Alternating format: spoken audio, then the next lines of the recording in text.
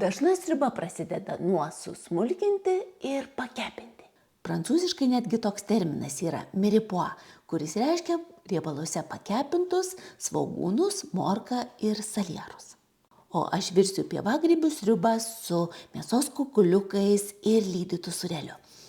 Pirmiausia, susmulkinu svogūnus ir morkas, susmulkinu tokiais svogūnus mažais kubeliais, o morkos gausis tokioj ilgom lazdelėm, nes supjausčiau tokiais ilgesniais gabaliukais.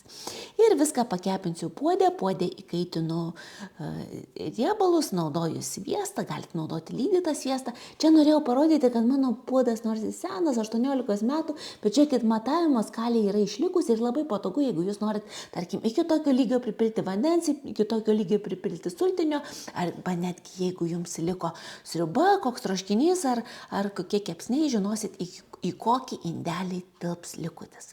Mano morkos su svogūnais jau smulkinasi, dabar supjaustysiu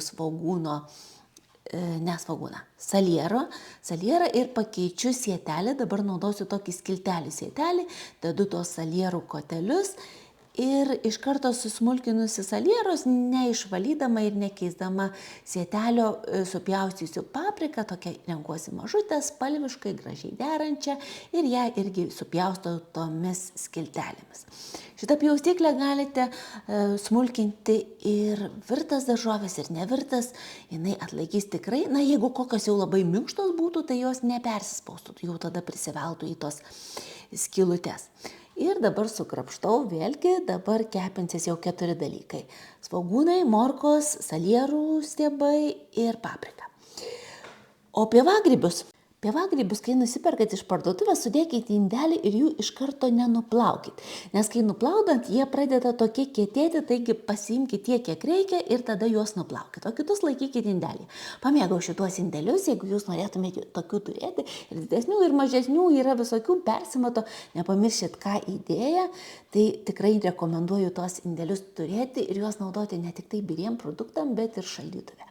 O aš pjaustau pievagrybius, dedu jų tiek, kiek telpa ant to sietelio ir trink, supjaustau, naudoju tą patį skiltelių sietelį ir jau mano pievagrybiai yra supjaustyti. Štai pažiūrėkit, kokie yra gražus gabaliukai.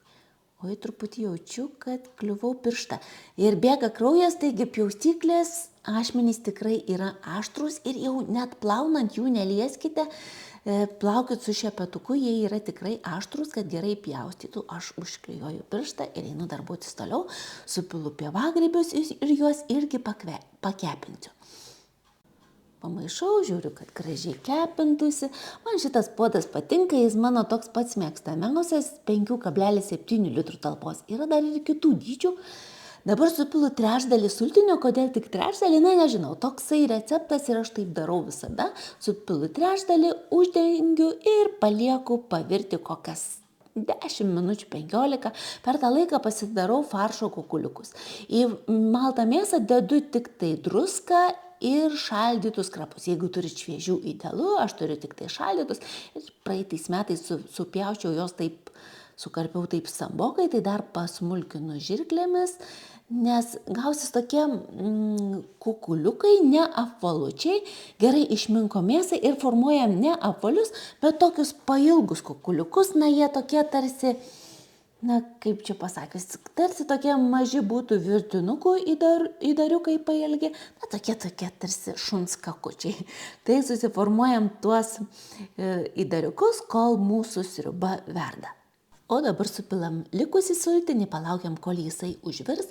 Jeigu neturit sultinio, nebėda, naudokit kubelius, kažkokius darykit sultinį iš sultinio miltelio ar kubelių. O tik tai sultinys užverda ir sudedam mėsos kukuliukus. Dedam į tą vietą, kur labiausiai verda, tada jie mums greičiau iškyla, negaunasi vienoje krūvoje, tiesiog greitai sudedam, truputėlį krestelim puodą, pamatom, kad jie neprilipę prie dugno ir už minutėlės jau jie yra iškilę. Kai iškilę, galim uždengti ir kokias 4 minutės pavirs, mūsų sriuba jau išvirusi, tuo metu pasiruošiu lydytą sūrelį. Naudokit bet kokį lydytą sūrelį, koksai jums patinka.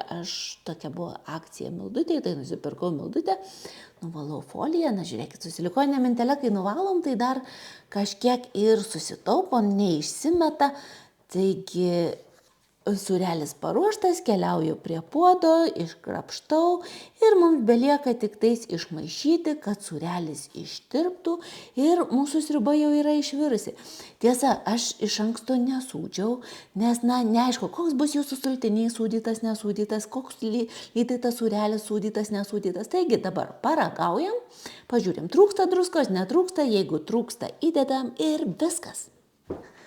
Patogu, kad puodo rankenos neįkaista, dangčio rankena neįkaista, mes bet kada galim atidengti puodą ir galim valgyti, mėgautis, virti. Aš jau kviesiu šeimyną valgyti ir eisiu sodinti daržą, nes mano daržas dar nepasodintas. O jūs, jeigu norėsit įsigyti puodą, pjaustyklę, kitų Tupperware gaminių, visada rašykit man, jūsų norai visada laukiami. Skanaus jums ir ačiū, kurie verdat, ačiū, kurie rašot ir ačiū, kurie užsisakot.